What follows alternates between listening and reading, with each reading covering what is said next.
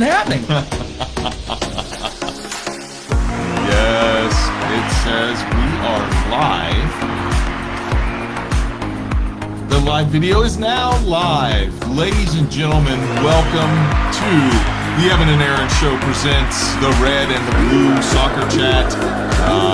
This be Evan, this be Ern, and we are here to talk soccer tonight, guys, man. Aaron, how you doing tonight, brother? You doing all right? I'm really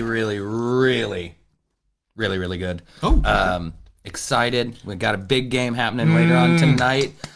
I believe that we will qualify. Winning, it's Costa Rica. It's always been a tough place to go. Yeah. But yeah, I mean, let's jump right in here and talk about it. Yeah, man. I mean, we are over. We are over at Costa Rica, but I see stars aligning for us, and I think you should elaborate on what you were talking about, like a little bit earlier about Costa Rica's lineup. Well, Costa Rica's got 9 guys on yellow cards, and as Greg Berhalter pointed out, that's a silly damn rule at this stage. If a guy picked up a yellow card in the first game, and now we're 13 games later, and you pick up a yellow card in this game, and then you're potentially out of what would be that country's biggest match of the year, if not, of 4 years, depending on if they qualify. So that's a tough break, but they've got 9 guys, and I think the conventional wisdom is that they may choose to rest some of those players in order to make sure they are available for a playoff match, potentially against New Zealand or the Solomon Islands. It seems more likely to be New Zealand, probably. New Zealand. But yeah, I'd say, it's kind of like, choosing to rest a pitcher. Right. Depending on how the games are going to unfold, that kind of thing. So, I just don't think if I'm Costa Rica, I don't think I put any eggs in this basket. You have to first, there's several things you got to do. Number one, you got to hope that the U.S. Doesn't do what we think they're going to do as far as lineup goes. And I think that they're probably just going to play, who they should play, and that should be all the starters, right? Right. And so I think that they're banking on us not doing that. I don't think that happens. But I think the second thing and the most looming thing for them, 6-0. You're not. It's not going to happen. You're not going to beat this U.S. men's team 6-0. No. You're not going to do it. So I think that everything you're saying is right. I think that if I was the manager of Costa Rica, I would say, okay, let me rest my guys, let me get them ready for the New Zealand or Solomon Islands match, and let's go out and let's just be the better team. Because quite frankly, out of those 3 nations right there, if I was a betting man, I'd probably say Costa Rica would probably push through.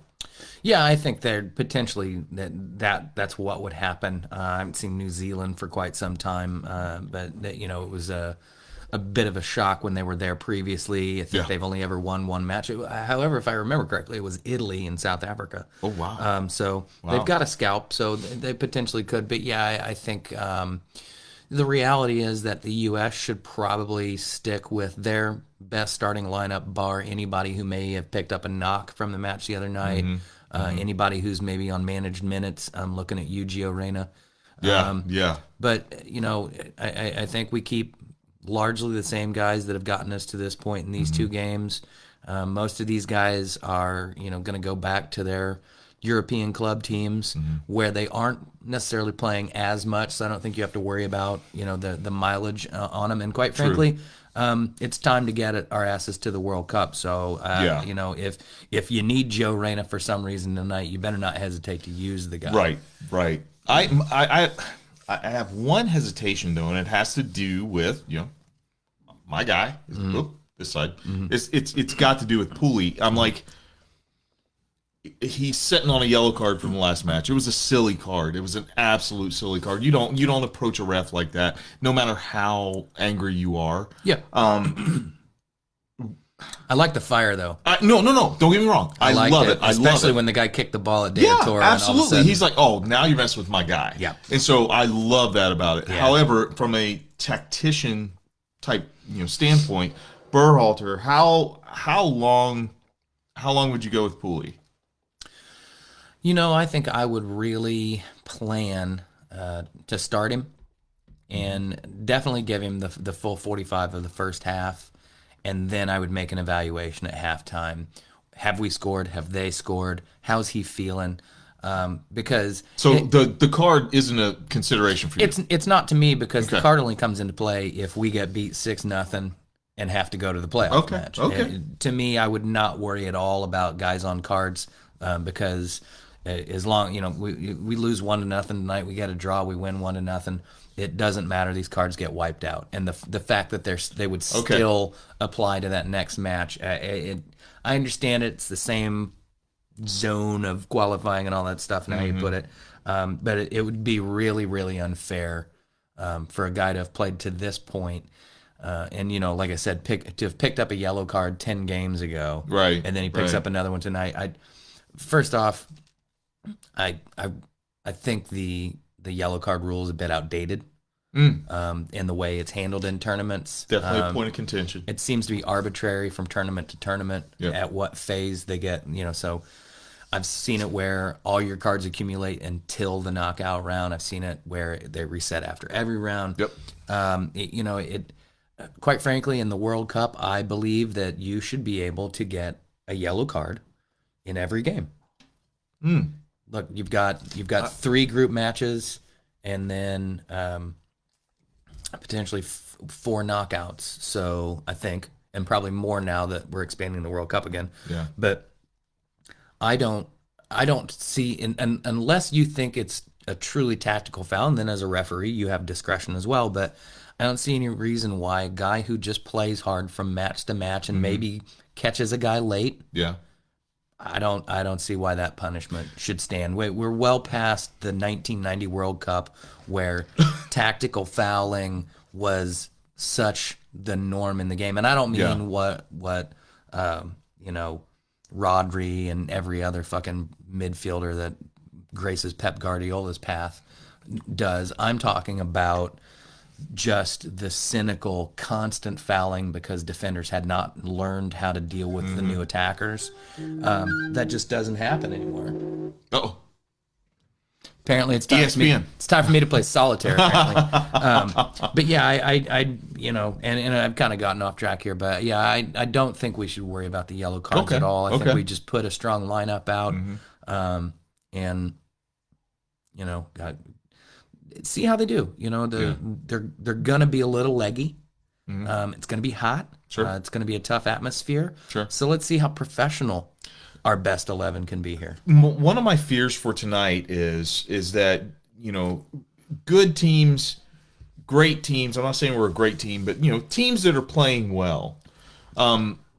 Depending on the mix of personnel you have, they tend to sometimes play to the level, of their opponent, and I can definitely see the opportunity for us to go in. Here's just what I think the bottom line of the match is tonight. Bottom line is that we have a golden opportunity to do 2 things.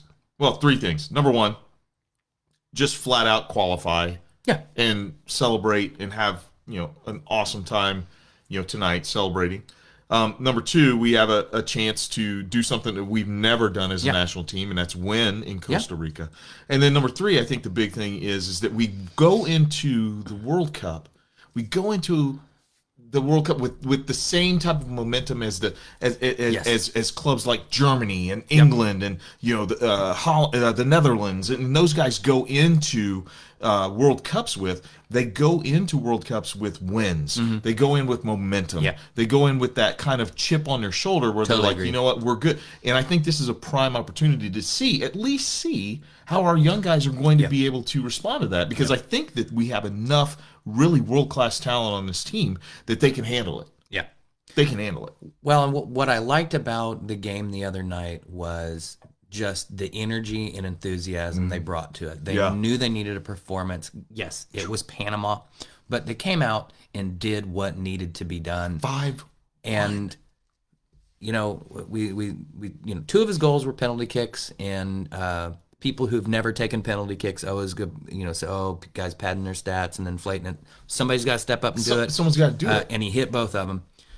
Both were really nice, but let me tell you, And there were no laser pointer. after after the shoving and them trying to intimidate him and all that jazz, then he comes along with a magical pirouette of a turn. Oh man, megs a guy Oh, and then my. just strokes it home.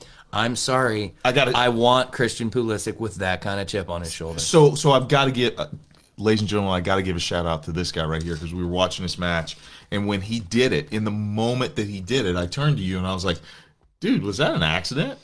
And we watched it again. No, that's- and he called it from the beginning. He's like, no, dude, that's world class right World there. class. And it displayed to the world everything that I think that we've hung our hopes on when it comes to Christian Pulisic for the United States men's national team. I think that it's just phenomenal the way everybody played together. We got to see Gio Reyna in that great run last week. We've gotten to see Tyler Adams just putting his heart on the line, making some great plays. Walker Zimmerman really, really looking good. And for those of you, hopefully you're Juventus fans and you've gotten to see enough of Weston McKennie to know that we've got several guys now. It's not just on Pooley's shoulders, but it's nice to see when it needs to happen. He's just right there and ready to step up. This is an exciting time. This is maybe the most exciting time I can remember in American soccer. And I'm really, really looking forward to how we do, because I'm not really sure there's a clear, hands down best team in the world right now. I think I'd lean France, and I wouldn't want to run into them early. Right. But the whole point of a knockout tournament is you build momentum, and that's what you're saying. Build that momentum. We're gonna go. Hopefully, hey, we get a win tonight. We reconvene in probably late May or June. Yep. Then we got a couple more camps before the World Cup. This is the way to do it. Absolutely. I'd be scared to run into Italy. Oh, is it too soon? Is it too soon? Did you see Is it too soon? the banner that the Swiss had? I'm horrible. I'm sorry. If there's anybody from Italy here, sorry. You guys would do the same. You did the same to us. Come on. Whatever. Anyway, please tell your story. Just the Swiss fans had a banner, and it looked like a Google search, and it said Italy going to Qatar 22 World Cup, and then like it does, it says, "Did you mean Switzerland?" Oh my gosh! See, you get humor on this show too, guys. It's banter. It's the Vance. So, Aaron, you've done some great notes here, man. This 3-game set so far, I think we have predicted correctly, almost exactly what was going to happen. We said, you know what, we'll probably walk away with a draw. Yeah. And we from the Azteca. Could have won that match. There were several opportunities. Could have won it. Several opportunities. We pretty much predicted that correctly. We said that we would beat Panama and probably beat them convincingly. Yeah. And we did that, incredibly well. I think with Costa Rica, I'd like to hear kind of your prediction, man, because we're on a roll. What do you think tonight looks like, and what do you think the score is? I'm gonna say it's gonna be 2-1. I think we're gonna probably give up one late. I think we'll probably make we'll probably use all 5 substitutions, and I think ultimately that'll make us a little weaker at the back. But I think we're gonna come out. I think we're gonna score early against them, and they'll probably put their heads down. I think to even be talking to hear them talking about resting guys and looking, saying the next game is the more important, and strategically that might be accurate, but I think it messes with a player's head because every player just wants to go out and win the game in front of them, and we have an opportunity, I think, to hit them early, press them back, make them have to chase the game, get a second goal, kill it off, and get some subs. Yes. Get some guys on. We get the the starters, the probably the core 8 or 9 guys there, save Weston and maybe a few others who aren't going to start because of accumulation or whatever for this game. Right. But get those guys 60 minutes together, and get the job done. This is a time to go. You want to win the match, but you want to do it professionally. You want to manage it. You want to go into tackles appropriately, and just get a result and know that. You're heading to the World Cup after this. Right, right. No, absolutely. Man, I did a little research on Costa Rica because I wanted to know. I wanted to know what they were all about. Their manager well, is... they have one of the nicest climates. Well, yeah, there you go. Absolutely. And if anybody wants to send the Evan and Aaron show to Costa Rica for one of those matches, that would be great. But did some research on the manager, and he literally is one of the most conservative managers that they've ever had in Costa Rican national team history. So this is why I believe my prediction of 3-0 will happen. I think he sits back. I think he puts a team out there, kind of their B team. I think that Berhalter realizes and recognizes the momentum piece. I think that U.S. soccer needs to send a message. Yep. That hey, we're here and we're back and we're not going anywhere. I think that 3-0 would be wonderful. Yeah. So I'm thinking that we blank them, and like I said, I think we get 3 goals. I can see it happening. It would be nice to put down a marker and say, okay, Canada may have the most points, but we're the dominant team in the region. It took us a while to get firing. Yep. And good on Canada for their momentum. They've qualified nicely. But we're the big dog. Yeah. Well, speaking of which. And the big dog is barking in the background. It's actually the little dog. But, there you go. She thinks she's the big dog. That's all right. All right, man. Yeah, let's boy, I tell you. We want to go with the halftime? Oh, you want to go to halftime? Yeah, you know what? We're usually late to halftime. We're going to be early to halftime. And here's the thing: we're tinkering with kind of making our show kind of a little more compact, so that way you guys, can listen to the insanity going on upstairs. See, they like it. Okay, we're trying to make it a little more commute friendly. So with that being said, man, I think we go. All right, halftime shot, brother. We're heading to halftime. I'm giving it to you. What do you got for us tonight, man? Well, I want to give a big shout out. Something that's not happened before. Barcelona and Real Madrid women played a match in front of 91,553 supporters at the Camp Nou in Barcelona. Just an absurd figure. Period. Yeah. But what a huge number. The previous record crowd for a women's game has stood since 1999, when 90,185 fans watched the World Cup final between the U.S. and China at the Rose Bowl in Pasadena, where Brandi Chastain became iconic for her goal and her celebration. Yep. This is just phenomenal for the women's game, and I think it's just more evidence that the women's game is growing at an astronomical rate. Yeah. The NWSL Cup got good coverage, good attendance. Yep. The Women's World Cup last time around got good coverage, good attendance. And this is how it should be. We shouldn't even be really making that much of a distinction. That's 92,000 people. Right. For nearly 92,000 people for a match. So phenomenal. My hat's off to them. And it shows you it's not just the U.S. women's national team that does this. Right. This is Barcelona and Real Madrid. I'm sure they're made up of a lot of European players. Not aware of any Americans playing for them. So they don't need the Alex Morgans and the Hope Solos to create the buzz. This is big now, and these clubs have thrown their weight behind it. And I think it's great. So shout out to the women's game again. Absolutely. I'm going to stick with that motif.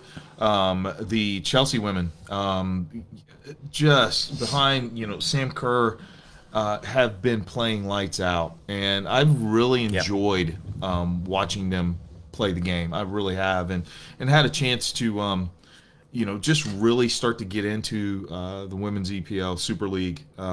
Just phenomenal play. I mean, Yeah. it doesn't shock me at all. No. Like it shouldn't shock anybody. These athletes are incredible. Hats off to them. Yeah, that's a hell of a record that just got broken. So Slanty. Slanty. I feel so like sophisticated. Like, dude, man. Only the best for you, my friend. Is this okay? But I gotta say, like Manchester's whoa! I about said City. I'm so sorry. You can punch me in the face. Go ahead. Manchester United Slap. fans. Oh, United fans have great like shot glasses, man. Yeah. Even though you're the only United fan I've done shots with in their house, but hey, that's okay.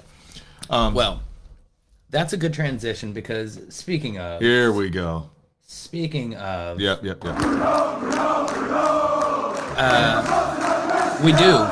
we do talk about Bruno right now. Yes, we do. And Ronaldo at that. I tell you, going into the break, United were a team up and down, and especially that last game was Atletico Madrid there. Yep. I believe that's right. Let me check my notes. Yeah, no, I think you're right. Pretty Atletico. sure. Yeah. And people So- had doubts about Bruno. One sitting right here, and I apologize. He's not been, look, I don't think there's really anybody for Manchester United that you can really say has been at their best. I would say ultimately the standout performer recently has been Jadon Sancho. I think he's beginning to approach the type of form. And of course, David De Gea is just the best shot-stopping goalkeeper on the planet. Yep. Fight me. But, there were question marks. Is Ronaldo beginning to fade right before our eyes? Is Bruno as effective as he was, 18 months ago or so when he first came in? Yeah. And, for Portugal, I think the doubters have been shut down. They have. Just, two great goals from Bruno in the game just the other day to get them through. Ronaldo involved in the build-up. The whole can they play together kind of thing. I don't really understand where that comes from. You've got one of the best playmakers on the planet who, for all the fuss, I believe has been in more goal involvements than any other player in the Premier League over the same amount of time. So, sometimes, going away to the national team can Inspire you. well, and kind of get you focused back on things. It's a little bit of a, more of a sheltered environment for some guys. Pogba goes away. He loves playing for France, look good. Right. But then there's Harry Maguire who goes away for England. He's getting booed by the home fans. And, the question is, if somebody's playing so bad for his club team and it's that obvious, isn't it kind of a slap in the face to some of these other guys that are working hard at their clubs? Tamori,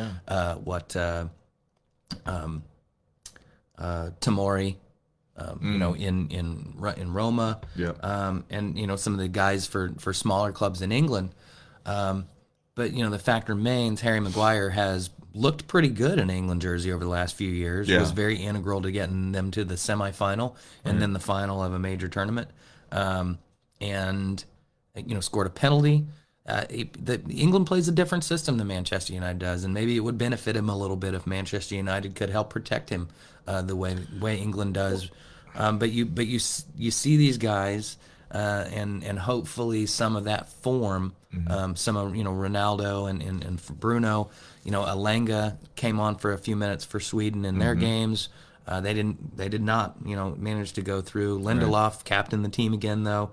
I mean, you've got some of these guys do get inspiration, and hopefully they come back. It's just really disappointing to see fans booing a guy like Maguire. You know how I feel about Elanga. I absolutely love him. I think that you guys have a really great player in the making there. Hell, not in the making. He's a really good player right now. I really am, man. For as much as Harry Maguire has been made a meme, like you cannot dispute the guy's pedigree. You Right. can't dispute what he has done. Yeah. And the fact is that people, I think, it just to me it seems like people are so willing to put him out the pasture so quick Right. Right. that it's like, wait a minute. What does that say about your own national team, England fans? Yeah. For you to sit there and boo somebody Yeah. that has been integral in getting you, where you've been. And so, it's just for me, it's bad form. For me, it's bad form. Come on, England fans, like you guys are so much better than this. It hurts me to see a player so, like I said, so much a catalyst for this team become a target of ridicule like this. There was a couple episodes ago I asked you, does Harry Maguire deserve all of the the criticism? And I agree with everything you said. You said, yeah, he kind of does, with Man U. But when he puts that national jersey on, one thing you said that really stuck with me, man, and I love this, is that when you put that national jersey on, when you put your country's jersey on, something changes. Something changes. When I see Reina and Pulisic, and when he's healthy, Weston McKennie, Weah, when I see these guys out there, they're Americans, and it's like, you know what, we can suck, and we did suck 4 years ago because but still you love the team. Yeah. You hate the result, and you can sit and play Monday morning quarterback all you want. But when you look at this team, they deserve your respect. They deserve your love. Well, with the U.S. national team, I think a lot of people did take it too far. It was an incredibly disappointing experience, and I understand the emotion of it. But, I mean, people are still mad at Josie Altidore, still mad at Michael Bradley, and they really need to let that go. And in the same way, I mean, look, the only thing the British like doing more than queuing is to build somebody up just to tear them down. And, when Harry Maguire was wearing the captain's armband for Leicester and it was this dream thing, and he gets this big, huge move to Manchester United for way too much money, everybody builds him up. And now, no matter what he does, it's not going to be good enough. Yeah. He doesn't help himself out. The incident in Greece didn't help him out. Right. The way he has carried himself as Manchester United captain in light of some poor results doesn't help him out. He doesn't really seem to know how to get back to the basics of his own game. Doesn't help him out.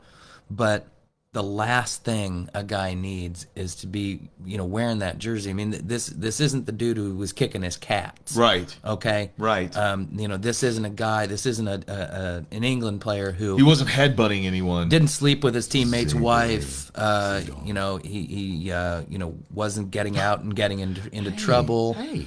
Well, I'm just saying. Look, there are things to really get on players for. Yeah, you're right. I would imagine the majority of the boos were coming from Manchester United fans there at an England match, which are some of just the chaviest dumbasses on the planet. And I'm a United fan, but I'm not one of those not United fans because I just wouldn't do that. It's just not the time and the place, and there's really no time to boo your own players. There's there's a way to express that, but when a guy's getting announced before the game and every touch, look, if he makes a bad pass, you can boo the bad pass. Right. I don't understand the mindset. So, hopefully United come back. Speaking of Leicester, that's who they've got this weekend. So be a fun little reunion for Harry Maguire with Jamie Vardy. And we'll see how it goes. Leicester's been an up and down team recently. Right. So be nice to get a nice home win at Old Trafford, get back on track. They've got Everton after that, which we all know Everton are just complete disarray. I feel really bad for Frank Lampard right now. Yeah. And then they follow that with Norwich. So they've got a good run in front of them. It's just a matter of where the player's mindset is. Hey, Jake, thanks for tuning in. Yeah, I saw that comment from Aguero, and it sounds like a comment he would have made in 2012 right after he scored the goal, because I'm sure there was a time and a culture of that. But to me, it sounds like right now, everybody in England is a Liverpool fan. So, and some of that could be true. I think the big clubs are always going to get an outsized portion of, coverage. Yeah. It sort of pays for itself. If you're in these big competitions, and now they talk about him because they're not in the big competitions. So it sounds more like a guy, kind of keeping alive a little bit of the old school aspect.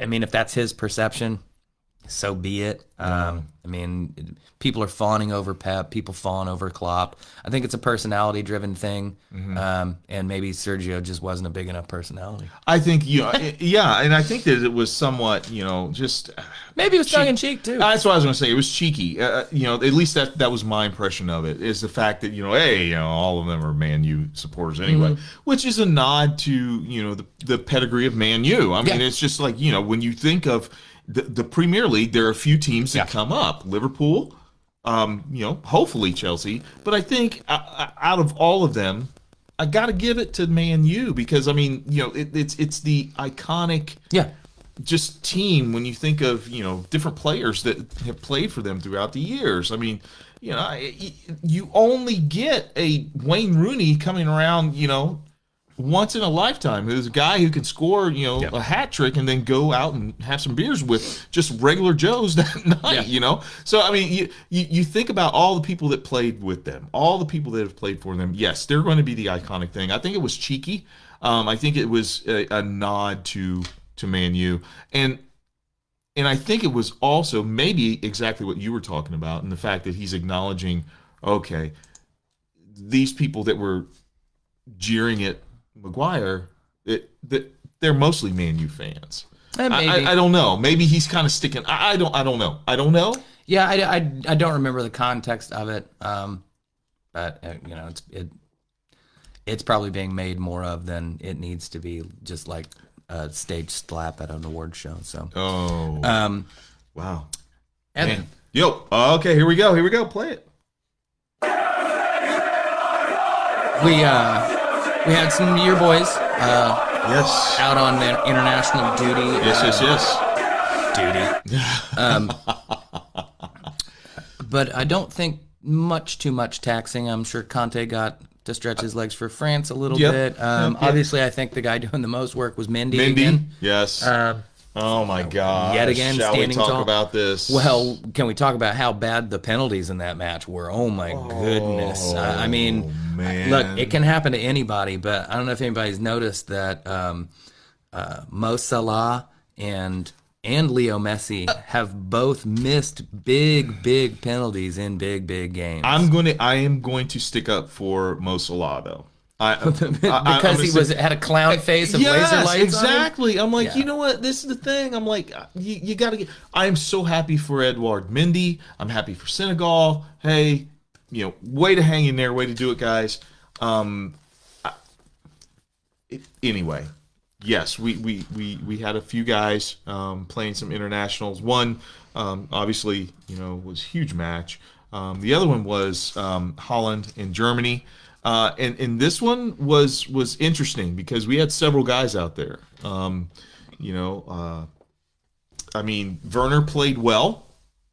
Yeah, again, somebody else who plays a little bit better in a German jersey than he does in a Chelsea absolutely. jersey. Werner played well. Havertz. I read something that said that Bayern Munich may start courting him, and I'm like. That worries me. That worries me, guys, because here's the thing. Havertz is one of those guys who we have seen grow in front of our very eyes during the course of this season, especially the middle half, part, and now. This guy, in my opinion, he's the future. He is the future for Chelsea. Not the only guy, but he's one of the cogs in the machine that I think we have to do what we can. But we need an owner. We need somebody, to say, hey, Chelsea, we're buying you. So that worries me. But the guy that surprised me, I think, out of all the guys in action, even though it was a friendly, was Rudiger. It did not play well. Did not get the reviews that an Antonio Rudiger usually gets. I think it's an anomaly. I think he was just off. So yeah, I'll stick up for Rudiger. Rudiger's my guy, and yes, I know that people feel a certain type of way about him, but I will always stick up for him. He's a bit bitey. Oh, here we go. Here we go. My take on Rudiger is I think he's the German Chris Smalling. He's good, and he's had a season to be proud of. Yeah. But I think he will regress to the mean a little bit. I actually don't think he's a truly world-class defender. And this is a one-off game. I still believe he's prone to just a really boneheaded mistake. And Chris Smalling, plenty of caps for England. Absolutely. Won titles, did well with Manchester United. I have doubts. I have question marks about him. And I think whoever buys Chelsea is going to need to invest in them. There's good bones there. Don't get me wrong. I mean, this is defending Champions League champions. Yep. They're in third place in the league. They're probably going to finish in third place in the league, so they're going to secure that for next year. So it's not like I'm dissing them, but at the same time, Manchester United finished second last year. And we're talking about them as a team in crisis. So that shows you how quickly, if the off-field stuff begins to spill over and be problematic, this could be a fire sale.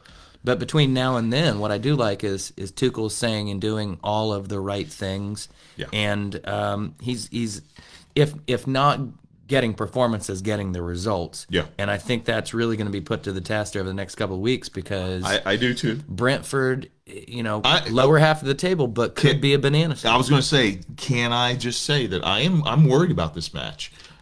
Brentford, they at any time they are the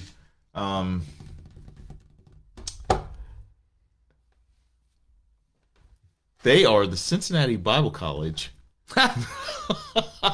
of some, because that's why you play that's why not against Hanover, okay? But at any given moment, soccer field at any given moment, that's why you play the match. All right, you know what?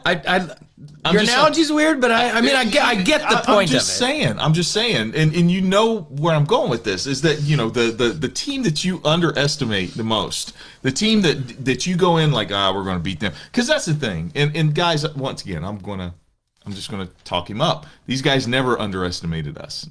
They just destroyed us, and I think that that says a lot to your mindset. So if we are not maintaining that focus, this can be very much, and I love what you wrote, it can be a banana peel type game. Yeah, well, absolutely. Between now and the end of the season, Tuchel's got his work cut out for him. Because he basically has to convince these guys to not get on social media and read about what is going on at the club. Oh my God. And just focus on their play. And thus far, he's done that. Yeah. But this is a 2-week period here where you got a team, you're coming out of the international break, which can always be up and down for some teams. You never know how guys are going to, do we have injuries? Are guys tired? Yeah. How far did they have to travel? Are they focused? Blah, blah, blah, blah, blah. Yep. And you've got that one game, and then you turn right around, and you've got to host Real Madrid. Yes. They do have their own issues right now. But it's and Real. You might be playing them at the right time with Benzema still out. But let me tell you. Oh, my gosh. Real Madrid is the quintessential figure out how to get it done in the Champions League team. And like I said, this might be the perfect time to play them, but you're going to have to we got to go in with game. We got to go in. This is my feeling. We have to at least have a +2 on aggregate going to their field. Yeah, we have to. Man, it's tough. This is going to be a tough schedule. So we got Brentford, Real, we go to Southampton away, and then Madrid away. So that's tough. Leeds. once again, anytime you go away, Yeah. Yeah. Well, and you've got a Leeds team who between now and then might have a resurgence under Sure. Jesse Marsh, who's at least getting them moving in the right direction. absolutely, absolutely. We've got Palace, which always at Nobody the end wants of the to play 'em. season, Nobody wants to play wants to Palace. play. No one wants to play Palace. Arsenal, Arsenal. Arsenal's got a lot to prove. West Ham comes to town. Now these games I are at the mean, bridge. That helps you out. And They then, are. And then you got to Then go we got talk to Frank. We got to go talk to Frank. And Frank, you know what? I would not blame him if he had this one circled. If he had this match, to say, boys, hey, look, right here. Well, for the sake of his job, they're all circled right Oh, now. well, but yeah, I'm, that's I'm true. sure he That would is like true. That is to true. put one over on his old Stick to it. club. Then we, have Wolves coming in, and then May 15th, my friend. May 15th. At 10 a.m. We get it on at Old Trafford. If I am back from my lovely vacation, that might be the one to break out the plexiglass and my do a live gosh, remote man. if we can. We'll keep you posted. We make a lot of promises. We keep very few of them. Absolutely. And then, we finish with Watford at home. So am I confident that we will finish top 4? I believe so. You should be. I think believe so. It depends. It depends on this last, month and almost 2 months. It depends on how much Tuchel can keep the guys focused on football. Absolutely. Can he continue being the Dumbledore of of the bridge? I mean, that's what he needs to do. He needs to just continue to keep these guys focused on soccer, and if he can do that, then I think that we can maintain our spot, and put ourselves in a position to where if somebody stumbles above us, hey. Well, bids have to be tabled by the 11th of April. Yes. And so you could have some distracting headlines as you board the plane to Madrid. Because that'll probably go a long way to telling you who's actually going to get it. Because Absolutely. There's going to be, a few people named that really aren't in the running just to kind of push the narrative. Yep. Right now, the Americans are leading it. There's 2 or 3 American groups, but not the Cubs owners. So not really sure. I didn't have really a chance to look into it. And honestly, I just, I don't want to see just a historic club get broken up and sold for spare parts. Right. But there's a lot to happen between now and then, and it could unsettle them, and it could also result in players and coaches choosing to leave simply because they don't like the new ownership. Now, Right. How likely is that to happen? Probably not, but it's just too many question marks, and at least the question marks at my club right now at least all have to do with soccer. Exactly. Unfortunately, you're just you're dealing with guys trying to poison your current owner. So I was going to say that's I guess the last thing that I'll mention, and dude, it is. I'm going to mention it quick.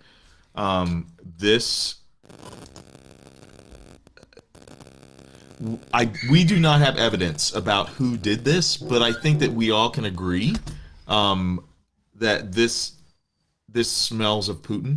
Oh yeah. That Abramovich knew way too much, and he was afraid that it would get out. I mean, it's the classic, the classic kind of, hey, Godfather type deal. It's like, hey, this guy knows too much. Whack him. I mean, I don't think it's a huge stretch to believe that Putin is behind this, especially since it was at a peace negotiation and other Ukrainian negotiators became ill too. Quite frankly, I'm surprised they failed, because this is what the Russians have been pretty good at over the last few years. Yep. Alexei Navalny can probably talk about it a little bit. Is he still in jail? For a fraud case now. And there's a few people who can't speak to it anymore because they're on film getting killed in the airport. So It's a weird intersection of sport and politics, and the whole goal of this show is to stay closer to the sports than the politics. But boy, sometimes you just can't ignore it, and this is a crazy thing going on. So, um, anything more about Chelsea? No, it's too depressing, guys. It's just too depressing right Well, now. at least your team is still in the top four. Yeah. You have that. We're on the outside looking in, and there's a lot of work to be done. Yeah, there is. So, Yeah, there is. Okay, so what I okay, want to do. Okay, so see, this is what happened um, whenever you're not ready. So, perfect. You know what? You get ready. okay. Yeah. All right. Hey. All right. So here's what we're going to do. While Aaron steps away, ladies and gentlemen, tonight I have a really, I think, a pretty nice Hey Aaron segment for us. I really do. Oh, thank you. I appreciate that. Tonight I want to get your thoughts. Oh yeah. Yeah. I want to get your thoughts on the 2022 World Cup version of the Group of Death. Who do you think? Like, so far, I'm trying to see.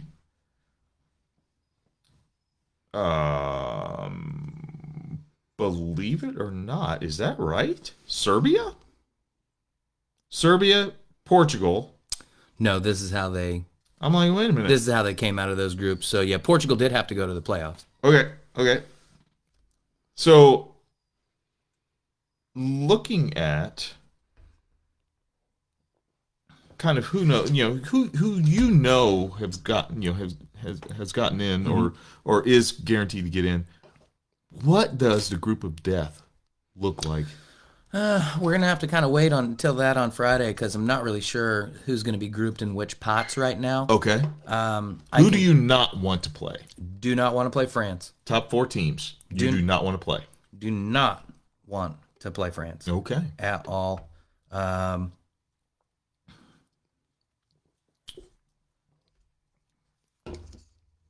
Don't think I'd want to play Belgium too early in the tournament either. Um,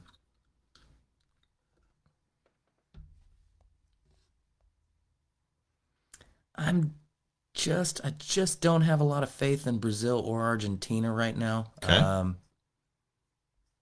Argentina's in a weird spot. Brazil's in a weird spot. I mean, you never really want to play any of those major teams like that, but this might be a year to catch them in a cold moment. Um, with what they've accomplished recently, even though it's not really been pretty, I don't think I'd want to play Senegal. They've definitely demonstrated an ability to just They can get it done. grind you down, Then get it done. and then rely on a massive goalkeeper Yeah. to take care of business. And they don't have Kepa to sub in to fuck that up. True. Ow. Ow. Ow. That one. Oh. I'm gonna just go to the. I don't think I'd want to play England right now. They've just done well at recent tournaments, and they're just getting more and more firepower. Jack Grealish is starting to play well for them. If Rashford, as Rooney said, gets his head out of his ass, he's a dangerous threat. Yeah. Sancho wasn't even called into camp, and he's one of the better wingers. Sterling captained the team the other day and looked good. They can hit you from so many different angles. And by the way, then there's Harry Kane to finish it off. Yep. I would not want to play that team right now. And probably just Germany because Germany does German shit. Yeah. No, they do. Exactly. What's the old saying? Soccer's a game of 22 people run around for 90 minutes, and in the end, Germany wins on penalties. Well said. But yeah, I do think it's a bit open because I don't think any of those teams are as dominant as perhaps we've seen some teams be at previous World Cups. But those would be my favorites. I don't see, I don't see Croatia really being able to make a run at this point. They're kind of aged out a little bit. I think that might be Germany's problem, but they've got some young guys coming through as well. Yeah. You know, as I'm looking here, I have to give a shout out to Ukraine. Finishing second. I mean, it's not a strong group. I get it, but you had France in your group. Yeah. You had France in your group. Finishing second in that group, man. Well, and you know they're on hold right now. There's going to be one-off game there, yeah, sometime in the summer, I think, and it will be what is it? Scotland and Scotland. I'm trying to remember. It's Scotland and somebody else will eventually play Ukraine. Okay. Or I've got it backwards somehow. But the Ukraine game was obviously postponed. Yeah. I think it was supposed to be Scotland, Ukraine. So I think the winner of that match will have to play somebody else. Oh, okay. I'm not quite sure who that is at this point. Italy. No, not Italy. I did it twice. I do feel a little bad for Italy because they were on such a streak. Oh, man, they were. And then they did, they won the Euro. So for them to play the way they did over several games and really, I mean, really only lost, I think, that one game. I think they had too many draws, obviously. Yeah. What was it? Yeah. 4. So, yeah. So, they lost a playoff match after 4 wins and 4 draws. It's a little unfortunate. Yeah. But you got to score goals. It's the name of the game, and that's not what Italy was doing. No. It happens. But, yeah, I mean, that's what I'm looking at. I'm hoping for an exciting cup. I feel weird about it. Just Qatar. Everything that we know has gone on. Yeah. All the shit we don't know that's gone on. Yeah, that's true. That is true. The bid, the money, the fact that it's taking place at a different time. It just this is poor, and it's a demonstration of how money corrupts the sport, and that's a whole other episode on its own. Wow. Well, I have a fun thing to do. Alrighty. Do you want to do this? Yeah. Okay. All right. So this is called the game I made up, celebrity soccer. Okay.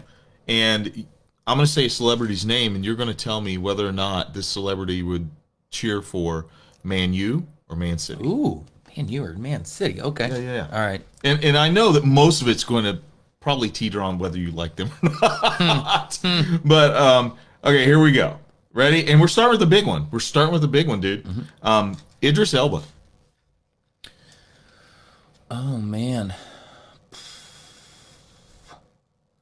I'm going to bet he's a United fan. Okay.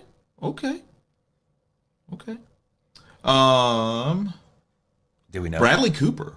Oh, no. This is pure speculation, guys. We're just This guessing? is just what Aaron says. This is what Aaron thinks, just based on who they are as individuals. I see. I'm going to say, Idris Elba's probably a United fan because he's probably an old head. He's been around for a minute. Okay. So unless he's from the city of Manchester, I don't think he is. Okay.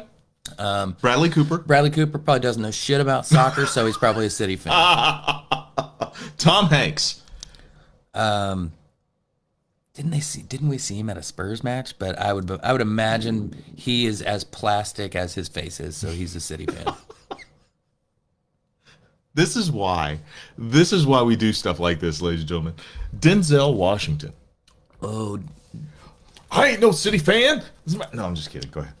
he's probably a United fan because he's probably old enough to have heard that. And he probably wants to be associated with Idris Elba at this point. Who doesn't? I'm just saying. They should like play cousins in a movie. Oh, there you go. That's it. A buddy cop movie with cousin. Idris, I need you to come over to the States and be my helper, and then have Denzel's son. Oh my god, be a badass in it too. If Will Smith gets canceled, Bad Boys 4 is going. Idris Elba and Denzel Washington just beating the shit out of Martin Exactly, Lawrence. That's right. Robert De Niro. De Niro, man. De Niro is probably old enough to be a 1960s, 70s era Manchester United fan. Oh, okay, all right, cool. He probably knew George best. Samuel L. Jackson. I'm gonna say probably a City fan because he's probably later Okay. to it. Okay. I think the guys who maybe didn't grow up with the game, probably the notoriety of City over the last decade, Gotcha. has probably overshadowed United to a little bit. Okay, this one might be tough because of the NBA team he roots for. Jack Nicholson. You know what? Same answer as Robert De Niro. I bet. Oh, wow. I bet Okay. Jack Nicholson was like, I can't let George Best have all the Okay. English women. Okay. There's gonna be some competition here. So I think It all comes back he's to like, the women, doesn't it? Yeah. well, as George Best famously said, I spent all my money on alcohol, cars, and women, and the rest I blew. Oh my gosh, the ultra rich. God, they suck. Christian Bale. That's a different one. What do you think? Christian Bale's Australian, and I'm gonna guess he's a United fan because I'm guessing when he was a kid, growing up in Aussie land, they probably got a little bit of the United feed from the 80s and 90s. I don't think City was getting too much love back then. We got to remember that City wasn't a soccer team before the year 2010. Okay. I've just confused half of you. Hang on. Justin Timberlake. Man. He was getting popular in the late 2000s there. I could see him being a United fan. And I could you know see what? him, I could see him bringing sexy back to Old Trafford. I have fact-checked this one, and you are right, Yeah. my friend. He is a United fan. He's a United fan. How about Megan Fox? Probably a City fan. City fan? Yeah, I'm guessing the Transformers premiered at Main Road. Oh, that's good. That's awesome. Or the Eddie had now, I guess. is what it's called, isn't it? Oh my gosh, The Game. The Game. I'm pretty sure in the game part of G Unit with those guys. Yeah. Okay, and they're New York cats, right? Yeah. All right, I'm gonna bet the United fans for this reason. There was a brief period of time when Manchester United and the New York Yankees had a deal to sell each other's gear in each other's fan stores. So you could go to a Yankees game and get Oh. Manchester United shit in the store, and vice versa. And ladies and gentlemen, 20 of Manchester United most famous celebrity fans. One of them is The Game, ladies and gentlemen. And that, ladies and gentlemen, wraps Man up. U. Man, you. This is how we do. That wraps up the Hey Aaron segment for tonight. Guys, listen. Once again, great podcast, man. This is really good. Hopefully you guys Cheers. got plenty of information. Enjoy the match. It's getting ready to start in a few minutes. So I'm going to go ahead and pass it off to Aaron for Aaron's final thoughts. Brother, what you got for us? My final thoughts are this. We are hopefully about to exercise the demon of Kuva from a little over 4 years ago and our failure to qualify. That was a lesson learned, and I think part of the fire you saw the other night from Pulisic was the fire of a guy who sat there and cried on his knees because he didn't get to go to the last World Cup. And tell you, nothing will motivate you more than that type of failure. And we have, for a change, really a team of several guys who we hopefully be talking about as world-class players over the next couple of years. Yep. And guys that are ready to compete at the highest level. So let's get behind the red, white, and blue tonight. It's a great opportunity. It's great to get a chance to beat Costa Rica and solidify ourselves. Got the Indy 11. Hopefully everybody saw the post earlier. Wish TV giving a nice countdown to kickoff for the home opener. They've had a struggle the first 3 games on the road, but they did take on the best team in the league, the Lou City, in the LIP AFC. Look it up. And it was 1-1. It was a good goal. It was a nice goal. It was a well-worked goal. So it's coming together. Team's got a lot of injuries early on, new manager and new faces. So it's going to take a minute, but get behind the boys in blue. Get down there to the mic, 7 o'clock Saturday night. Going to be cold. Make sure you bring a blankie and something to sit on because it might be wet as well. Oh. And those are aluminum bleachers, and they get really, really cold on your tushy. There you go. So the red, white, and blue, the red, white, and blue, the red and the blue. Yes. It's all kicking off. glad to be with you. And last thing I'm going to say is my mother passed away 1 year ago to the day. And I miss her every day since. And I love you, Mom. Mama Gordon. And, well, there's that. Yep. So shout out to all you. Thanks for tuning in. No matter when you saw this, hope you're having a great time. Hopefully by the time you do view this, we're booking tickets to Qatar. Woo! Not us. We're not. Yeah. Oh my gosh. Hashtag say gay. Hashtag people vote, black people vote. Love you guys.